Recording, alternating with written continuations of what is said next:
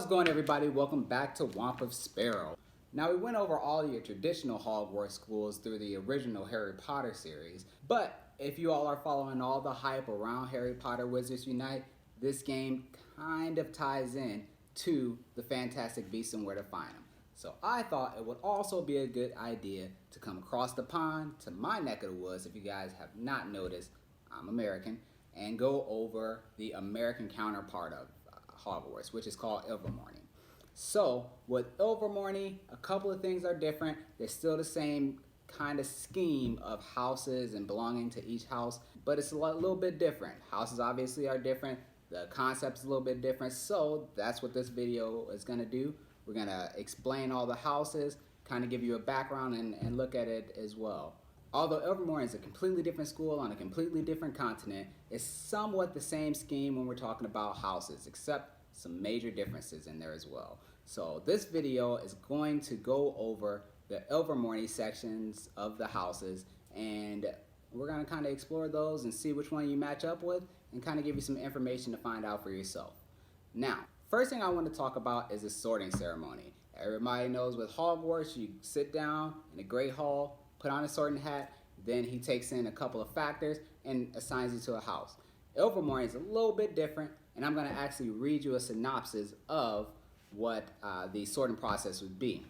So, it says, the ceremony is held in a circular room found behind the front doors of the school. The new students stand by the walls of the room and wait to be asked to step forward into the Gordian knot engraved into the middle of the marble floor. The school then waits for one of the 4 wooden carvings, symbols of each creature the house represents, to react. In very rare cases, which is most likely happens once in every decade, more than one wooden carving will react. The student then gets to pick which house they want from the ones that react.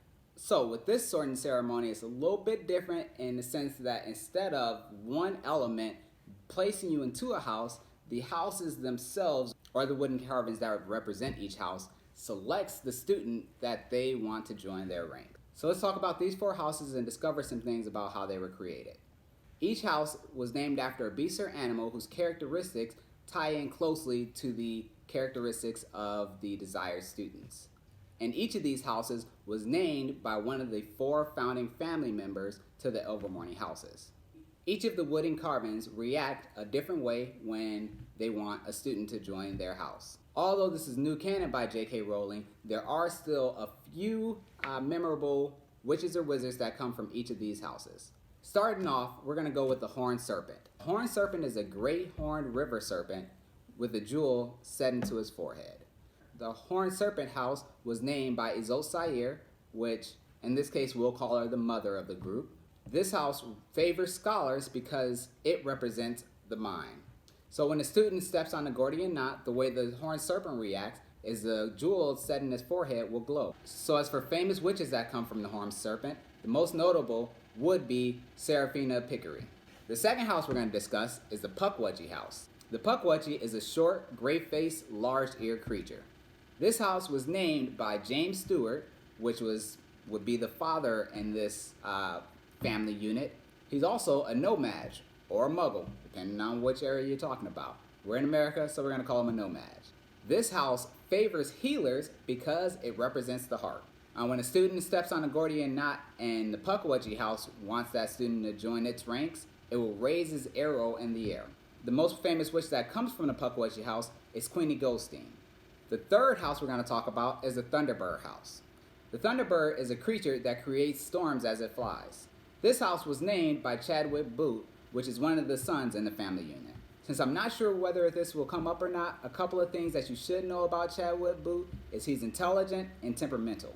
Now, the Thunderbird house favors adventurers because it represents the soul. If the Thunderbird house wants to claim a student when they step on a Gordian knot, the Thunderbird will flap his wings. As of now, the most famous witch that we know comes from Thunderbird is Portkey Goldstein. Finally, we're going to talk about the Wampus. And since it's the house that I was sorted into, we're going to read the description of what a Wampus is.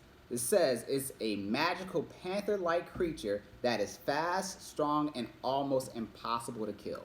Now, this house was named by the other son of the Boots, which is Webster Boot, which you should know he is fiercely loyal but argumentative. The Wampus House represents the body, so it favors warriors. Now, if the Wampus decides that you should join its ranks, it will roar. Now, I don't know about famous, but one person that is a Wampus is Womp of Sparrow, if you couldn't get it from the name. Now it's your turn. What I want you to do is leave a comment below with which house you want to be placed into. Then go over to Pottermore and take their survey, find out which house that you should belong to, then comment that below as well. Also, don't forget to like this video and subscribe and press the bell icon to be notified about any other Harry Potter Wizards Unite news that you would need to make sure that you get the head start that everybody else wishes they had. Thank you for coming, and I'll see you on the next episode.